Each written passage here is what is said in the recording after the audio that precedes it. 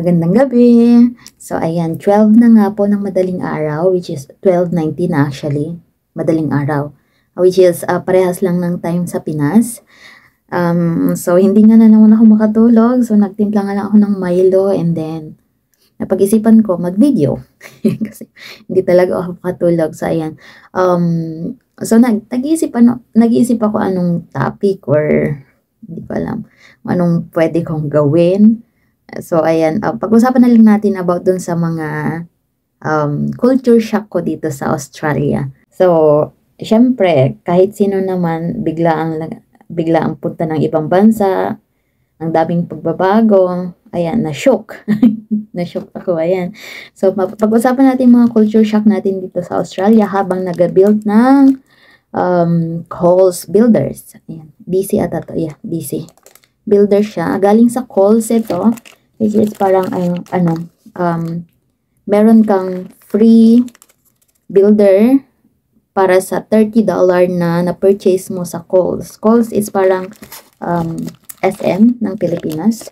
Tapos bumili nga lang kami kanina nitong case, paglalagyan niya para may paglagyan kami ng mga builders natin. So 35 to collect siya. Tignan natin kung kaya nating kompletuhin. Ayan. Ang gara ng case nyo. Ang cute. Wow.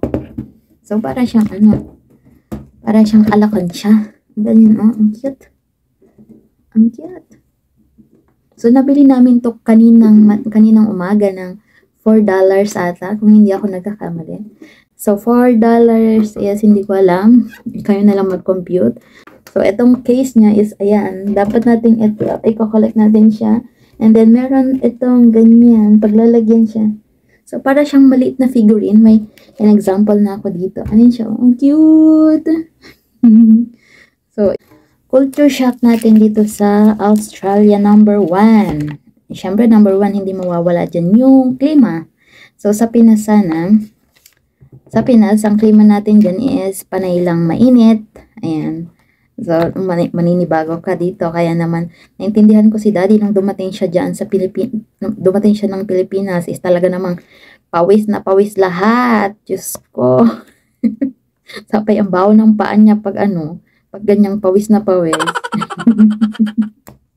Kasi dito sa Australia, meron silang winter, spring, ang tawag dito, summer, which is summer, alam ko is around November. Ayan. Pero ngayon, magi-spring na siya. Pero, umuulan-ulan pa rin. Ang hirap mag-adjust dito kasi yung alam mo, tipong lahat ng damit mo is panay, alam mo yung pang mainit, panay mga maninipis. Pagdating mo dito, naku, Diyos mio, Marimar. Kung hindi ka, kung lamigin kang tao, naku, ang hirap mag-adjust dito. Number 2 is, pera. Ibang-iba dito kasi, syempre, yung, hindi ko alam, standard ng pamumuhay nila siguro. Tapos, kung sa Pinas sana, for example na lang, sa Pinas sana, yung 5,000 natin, no? 5,000 natin pang grocery is, kakasya na yun sa amin, kakasya na yun pang isang buwan, sobra-sobra pa. Mga grocery, ganyan. Pero dito kasi yung 5,000, equivalent ng 5,000 is around pero yung 5,000 natin dito, hindi pa aabot ng pang 1 week nila. Kung sa Pilipinas sana, sabi ko kay Daddy, ang yaman nyo.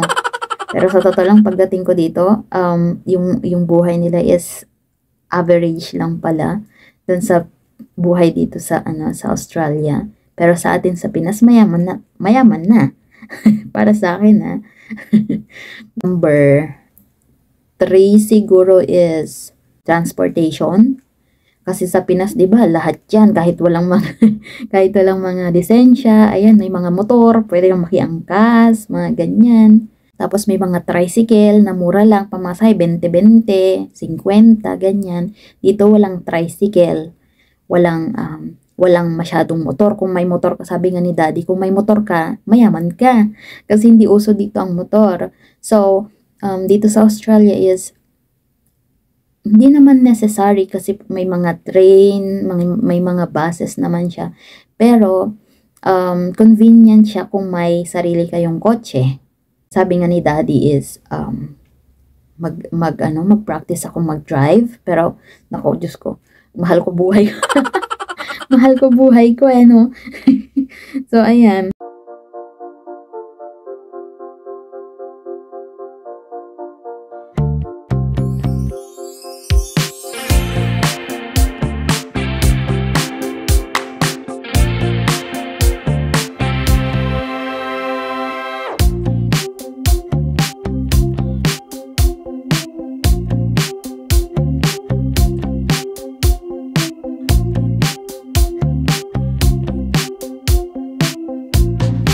Culture shock number 4 natin is pagkain.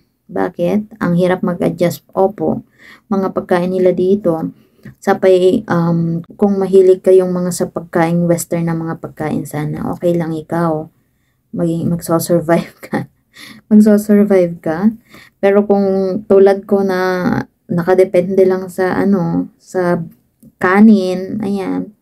Naku, Diyos ko, ang hirap mag-adjust. Opo. Alam nyo ba, nung pagkadating namin dito ni Daddy, unang-unang pinabili ko talaga rice cooker at saka bigas. Buti na lang at nung sa LDR pa lang kami ni Daddy is sinasanay na niya yung sarili niya na na kumain ng kanin. Hirap. Hirap mag-adjust. Pero syempre, kung ano yung kinakain nila, kakainin ko din. Depende lang kung may kanya-kanya din naman time preference sa may mga pagkain. So, parang ako sana is ayoko nung mga anong tawag dito, mga burger kasi dito wala silang bigas, hindi sila kumakain ng kanin, more on lang sila, mga tinapay, mga ganyan. Tapos kung hindi tinapay is patatas na smashed mo lang. Nagluluto ako ng kanin ko, tapos nagluluto din sila ng sarili na parang kanya-kanya. Tapos minsan kung may niluluto ako, may mga parang adobo, kasi paborito nating mga Pinoy yung adobong di ba? Ma-fatty. Pero dito hindi sila kumakain ng fatty. Tinatanggal talaga nila, itatapon nila.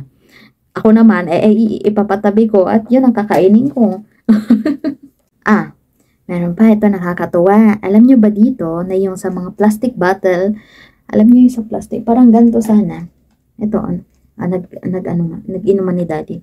So, every plastic bottle, kung may makikita kayong ayan 10 cents dito, ayan. Kung may 10 cents yan, iniipon namin siya, and then pwede namin tong ipunta doon sa may sa palitan ng bottles. Hindi ko alam kung anong tawag doon kasi hindi pa ako nakapunta. So, ito is magiging pera siya. So, ang ganda, diba? Kung sa Pilipinas sana ganon, edi ang ganda.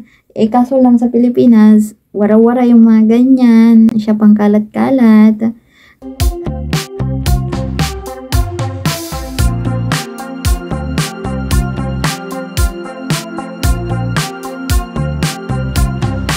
Okay, culture shock number 6.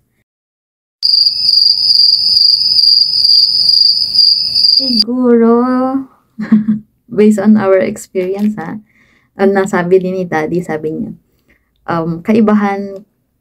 ibang-iba sa Pilipinas at dito is about chismis. Ewan ko dito kasi is may kanya-kanya silang buhay.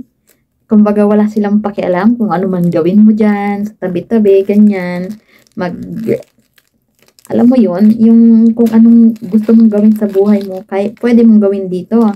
Walang pakialam yung mga yung kapitbahay sa'yo, yung mga ganyan. Tapos sabi niya kasi sa Pilipinas, ang dami daw chismosa. Naku, Diyos ko.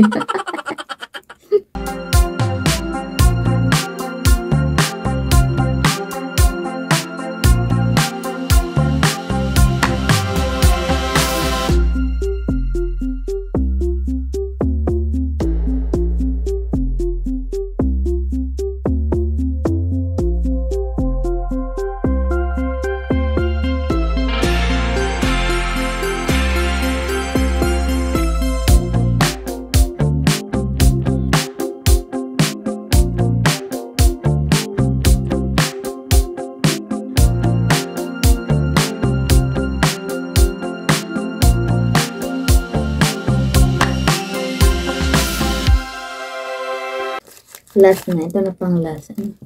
Batman.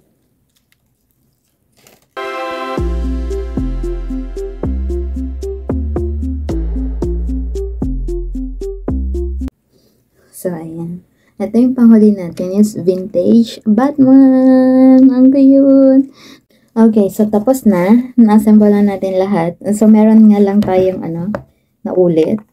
May dalawang King Shark. Tapos may Harley Quinn at saka Batman. Sayang. Dapat. Ito na po siya lahat. Tingnan nyo naman ang cute nila. Oh.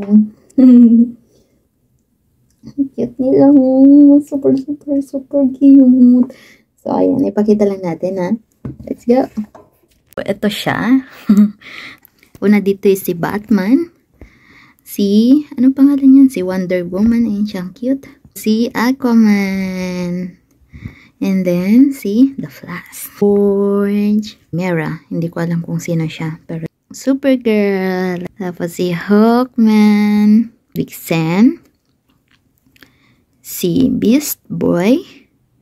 Si Harley Quinn. Ang cute nyo.